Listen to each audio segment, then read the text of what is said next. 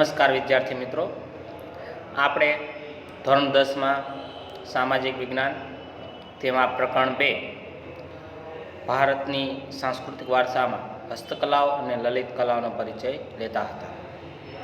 આપણે આ અગાઉ ચર્મ ઉદ્યોગ, ભરતગૂંથણ, વણાટ અને માટીકામ કલા જે છે આ બધી હસ્તકલાઓનો પરિચય આપણે લીધેલો. આજે આપણે હીરા મોતીકામ અને મીના કારીગરીનો પરિચય લઈએ. બરાબર. હવે આપણે અહીંયા જોઈશું કે આપણે અહીંયા 3 બાબતો છે, એક હીરા, મોતી અને મીના કારીગરી. ત્રણેય બાબતો હીરા મોતી તો જો કે સમાન છે, પણ મીના કારીગરી થોડુંક અલગ છે. જોઈએ કે ભારતની પૂર્વ, પશ્ચિમ અને દક્ષિણ દિશે ત્રણેય દિશાઓમાં એટલે કે 7517 કિલોમીટર લંબાઈ ધરાવતો સમુદ્ર કિનારો હોવાથી હીરા મોતીનો ઉપયોગ મોટા પ્રમાણમાં થતો આવ્યો છે. એટલે કે આપણા દરિયા કિનારો જે છે એ એટલો વિશાળ છે અને કેટલી દિશામાં છે? પૂર્વ, પશ્ચિમ અને દક્ષિણ, આ 3 દિશાઓથી ઘેરાયેલો છે આપણે સમુદ્ર. અને એટલો વિશાળ સમુદ્ર કોઈ પણ દેશને નથી મળવો, પણ આપને મળ્યો છે. તો એટલે જ કહે છે કે હીરા મોતીનો આપણે પ્રમાણ વધારે થયો છે કે દરિયાઈ માર્ગની મુસાફરી ખેડીને દરિયા પારના દેશો સાથે વેપારી સંબંધોના કારણે હીરા મોતીનો વેપાર પણ થતો રહેલો છે આપણે ત્યાં પ્રાચીન સમયથી, આજકાલથી નહીં. આગળ કે ભારતના કારીગરોએ બનાવેલા હીરા મોતીના આભૂષણોની વિદેશમાં પહેલાંથી જ ખૂબ માંગ રહી છે. હીરા મોતીના આભૂષણોની, બરાબર. આગળ કે ભારતના જે કારીગરો બનાવતા એમ કે વિશ્વવિખ્યાત કોહિનૂર અને ગ્રેટ મુગલ હીરા પણ ભારતમાંથી મળી આવેલા છે. વિશ્વવિખ્યાત કોહિનૂર જે છે એ પણ ભારતમાં જ બનેલો છે, અને ગ્રેટ મુગલોના સમયમાં જે હીરા બન્યા એ પણ, બરાબર. સવાલ છે કે આ હીરાનો ઉપયોગ ક્યાં થતો? તો કહે છે કે ભારતીયો આભૂષણ અલંકારોના શોખીન હોવાથી, પહેલેથી જ આપણે આભૂષણો પહેરવાના શોખીન છે. એટલે કે સોનાના દાગીના ઉપરાંત, બરાબર, શ્રીમંત વર્ગ, રાજા મહારાજા અને અમીર ઉમરાઓ વૈવિધ્યસભર હીરા મોતીના આભૂષણો પહેરતા. હીરા મોતીના આભૂષણો, બરાબર. હવે જે કે પ્રાચીન સમયમાં રાજા મહારાજાઓ, શ્રેષ્ઠીઓ અને મહાજનો પણ હીરા, મોતી, માણેક, પન્ના, પોખરાજ, નીલમ વગેરે રત્નોનો ઉપયોગ વસ્ત્રાભૂષણોની શોભા વધારવા કરતા. આભૂષણમાં વધારો કરવામાં આ હીરા એક પ્રકારનો પથ્થર જ છે, બરાબર. તો કે આ બધા પથ્થરોના નામ છે, જે કેવા છે? પણ પથ્થર છે, પણ કેવા છે? કિંમતી. જેમ કે હીરા, મોતી, માણેક, પન્ના, પોખરાજ, બરાબર, આ બધા રત્નો કહેવામાં આવે છે. એ શોભા વધારતા એમ. જેમ કે રાજા મહારાજાના બાદશાહના સિંહાસનો હોય, બરાબર, એમાં જડેલા હોય, મુગટો હોય એમાં જડેલા હોય, માળા પહેરતા હોય એમાં જડેલા હોય, બાજુબંધ હાથમાં એટલે કે પહેરવાનું, બરાબર. ત્યારે એટલે કે બાજુબંધ બનાવવામાં આ રત્નોનો ઉપયોગ થતો. આગળ કે ગુજરાતમાં મોતીકામ વિશેષ ઉપયોગ થતો જોવા મળે છે. હવે આપણે મોતીકામની વાત કરીએ, બરાબર. તો જો કે મોતીકામ એટલે કે મોતીઓનો ઉપયોગ અલગ અલગ જગ્યાએ જતો. કે મોતીના કલાત્મક તોરણો, બરાબર, કલાત્મક તોરણો બનાવવામાં આવતા.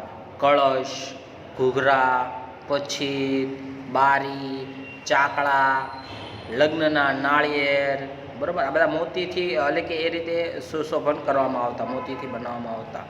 ઈંધોણી, પંખા, બરાબર, બળદ માટેના સુશોભન કરેલા મોડિયા, શિંગડા ઝૂલ એટલે કે શિંગડા ઝૂલ, બરાબર, વગેરે ગૂંથવાની કલા કારીગરી અદ્ભુત છે. એટલે કે આટલી વસ્તુઓમાં મોતી જે છે, હવે મોતી એટલા બધા પાછા કિંમતી ન હોય. પહેલાં આપણે અગાઉ વાત કરીએ હીરાની, એ પાછા કિંમતી હોય છે, બરાબર. એ રાજા મહારાજા, જ્યારે આ બધી તો સામાન્ય જનતા લોકો પણ વાપરી શકતા.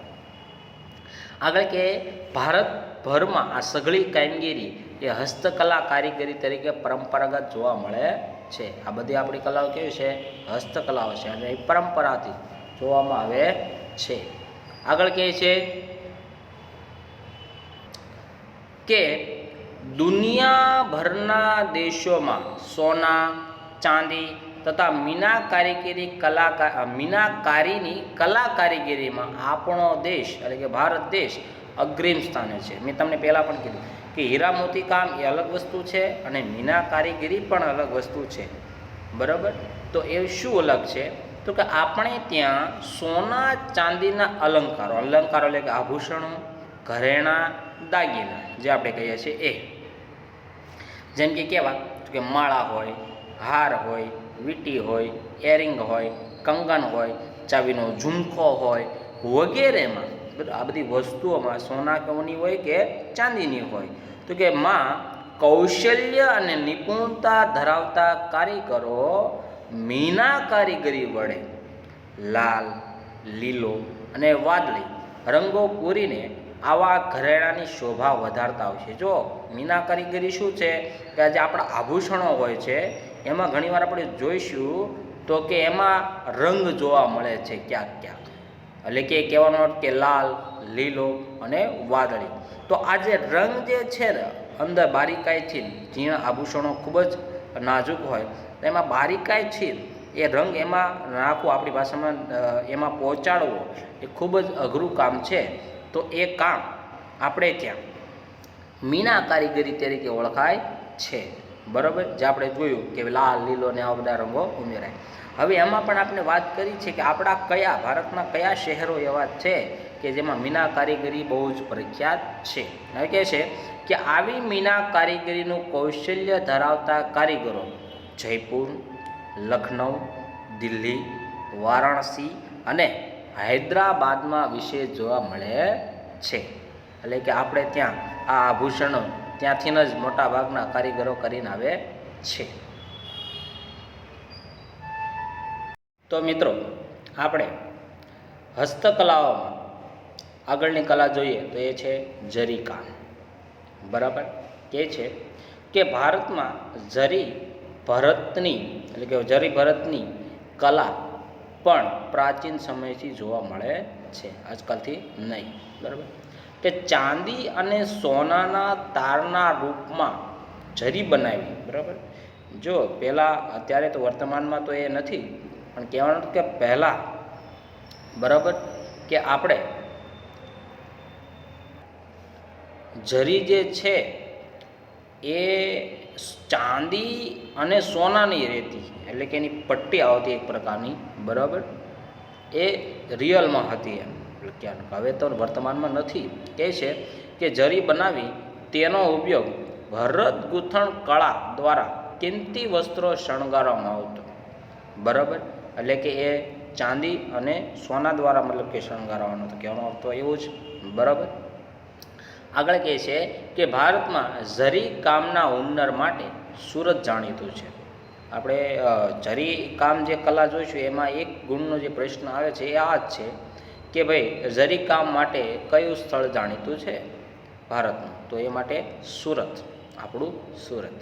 આગળ કહે છે કે પાનેતર, સાડી, ઘરચોળા જેવા વસ્ત્ર પરિધાન માટે, એટલે કે આવા જે વસ્ત્રો છે કિંમતી વસ્ત્રો, બરાબર, એના ઉપર જ તે આ કારીગરો છે એ આ જરી કામ કરી આપતા. એમ કે સુરતના કુશળ કારીગરો જરીની કિનારી લગાડીને બેનમૂન કામ કરી આપતા હતા. તો આ આપણે પરિચય, આમાં એક જ ગુણનો માત્ર પ્રશ્ન બને છે કે ભાઈ જરી કામ શેના માટે, એટલે કે જરી કામના માટે કયું સ્થળ જાણીતું છે? તો એ છે માત્ર ને માત્ર સુરત. તો મિત્રો આપણે આગળની જે કલા છે, એટલે અહીંયા તો વિદ્યા કહે છે પણ કહેવાનો કલા જે છે એ છે ધાતુકામ. બરાબર, કહે છે કે ધાતુ વિદ્યા પણ ભારતની પ્રાચીન વિદ્યા છે. પાષાણ યુગ પછીના યુગમાં, એટલે કે ધાતુ યુગમાં ધાતુ વિદ્યા વિકસી હતી. પાષાણ યુગ પછીનો જે યુગ હતો એ તો ધાતુ યુગ, એટલે કે પહેલાં આપણે પથ્થરોમાંથી બનાવેલી વસ્તુઓ વાપરતા, અને પછી જ્યારે ધાતુ યુગ આવ્યો ત્યારે આપણે ધાતુમાંથી બનાવેલી વસ્તુઓ વાપરતા. પણ એમાં પણ વિદ્યા, એટલે કે એ ધાતુમાંથી વસ્તુ બનાવી અઘરી હતી. પથ્થરોમાંથી તો શું છે કે એને થોડો ઘણો જ આકાર આપવાનો રહે, પણ ધાતુને, એટલે કે ધાતુમાંથી વસ્તુ બનાવીએ એટલે એને પીગળાવવું પડે પહેલાં ઊંચા તાપમાને, પછી એને આકાર આપવો પડે. બરાબર, તો કે લોથલના કારીગરો એ ધાતુઓમાંથી બનાવેલા, પહેલાંના સમયમાં કેવા ધાતુઓ લોથલના કારીગરો બનાવતા? તો કે દાંતરડા, શારડીઓ, વળાકવાળી કરવત, આરા અને સોય જેવા તાંબાના અને કાંસાના ઓજારો બનાવતા હોવાનું જણાયું છે. એટલે કે અહીંયા તાંબાના અને કાંસાના ઓજારો બનાવી આપતા. આગળ વાત કરે છે કે આમ ધાતુમાંથી ઓજારો ઉપરાંત, બરાબર, ઓજારો તો આ બધા ઓજારો છે મતલબ કે ખેતી કામના, બરાબર, એ સિવાયના વસ્તુઓ પણ બનતી, જેમ કે એના વાસણો પણ બનતા, મૂર્તિઓ પણ બનતી અને પાત્રો પણ બનાવવામાં આવતા.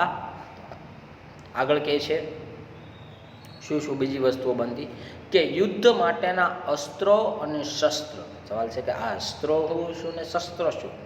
જે હથિયાર આપણે ફેંકીને મારી શકીએ, બરાબર, એને શું કહેવાશે? અસ્ત્ર, બરાબર. અને જે આપણે હાથમાં લઈને લડાઈ કરવામાં, યુદ્ધ કામમાં આવે છે, એને શું કહેવાય છે? શસ્ત્ર. તો કે આવા હથિયાર એટલે કે અસ્ત્ર અને શસ્ત્ર પણ ધાતુમાંથી જ બનાવવામાં આવતા. અહીં આપણને પ્રકાર પાડ્યા છે ધાતુ, કારણ કે દરેક ધાતુ એક સમાન હોતી નથી, બરાબર. અમુક ધાતુઓ કિંમતી પણ હોય છે, જેમ કે કહે છે કે સોના ચાંદી જેવી ધાતુનો ઉપયોગ ઘરેણાં બનાવવા માટે, તો સાચી વાત છે કે લોખંડના ઘરેણાં તો બને નહીં, બરાબર. પછી કહે છે તાંબુ, પિત્તળ, કાંસુ એવી જેવી ધાતુઓ છે એનો ઉપયોગ કેમાં થતો? વાસણો બનાવવામાં કાં મૂર્તિઓ બનાવવામાં થતો. અને લાસ્ટમાં કહે છે કે લોખંડ જેવી ધાતુઓ છે, લોખંડનો ઉપયોગ ઓજારો અને હથિયારો બનાવવામાં થતો. હથિયારોમાં પણ કીધું આપણે અસ્ત્રો અને શસ્ત્રો. તો આ આપણે પરિચય લીધો ધાતુ કામનો. હવે આપણે કાષ્ઠકલાનો પરિચય લઈએ. તો કે માનવ જીવનનો સંબંધ શરૂઆતથી જ વૃક્ષ અને વનરાજી સાથે જોડાયેલો છે. એટલે કે એ વૃક્ષ અને વનરાજી એટલે કે જંગલો સાથે પહેલેથી જ જોડાયેલો છે, બરાબર. કહે છે કે પ્રારંભમાં બળતણ તરીકે, એટલે કે આપણે પહેલાં લાકડાનો ઉપયોગ, એટલે કે વૃક્ષના લાકડાનો ઉપયોગ શરૂઆતમાં આપણે બળતણ તરીકે ઉપયોગ કરતા. પછી સમયાંતરે એટલે કે સમય જતાં ઓજારો, ભવનો અને મકાનોના બાંધકામમાં લાકડાનો ઉપયોગ થતો ચાલ્યો. હથિયારો બનાવવા લાગ્યા, એટલે ઓજારો મતલબ કે હથિયારો શું કહેવાનું કે સાધનોએ વિવિધ ઓજારો બનાવવા લાગ્યા. ભવનો એટલે કે વિશાળ કાય જે મહેલો હોય એમાં અટારીઓ બનાવવાની આવતી હોય તેમાં પણ, બરાબર. અને મકાનોના બાંધકામમાં લાકડાનો ઉપયોગ, લાકડાનું મકાન બાંધવાનું કહેવાનો અર્થ કે બનાવવા લાગ્યા. આગળ કહે છે આપણને અહીંયા વસ્તુઓ કે લાકડામાંથી કઈ કઈ વસ્તુઓ બનતી પહેલાં, બરાબર, હજી પણ બને છે, બરાબર. કે લાકડાની મૂર્તિઓ, બાળકો માટેના રમકડા, થાંભલીઓ, બારી બારણા, ગોખ, અટારીઓ, સિંહાસનો, ખુરશીઓ, જાળીઓ, જેમ કે સીધી સીધી જાળી, બરાબર. એ રીતે કાષ્ઠકલા કોતરણીનો વિકાસ થતો રહ્યો, બરાબર. એટલે કે લાકડાને કોતરીને એમાંથી સરસ મજાની રચના ઊભી કરવી. આગળ કહે છે કે ગુજરાતમાં સંખેડાનું ફર્નિચર, આપણે પૂછે કે ભાઈ કોનું ફર્નિચર જાણીતું? તો કે સંખેડાનું. લાકડાની હિંચકા કોના જાણીતા છે? તો કે સંખેડાના. અને કહે છે ઈડરના રમકડા જાણીતા છે. તો આપણે પૂછે કે ભાઈ કયા સ્થળના રમકડા જાણીતા છે ગુજરાતના? તો કે ઈડરના, બરાબર. તો આપણે આ પરિચય લીધો કાષ્ઠ કલાનો.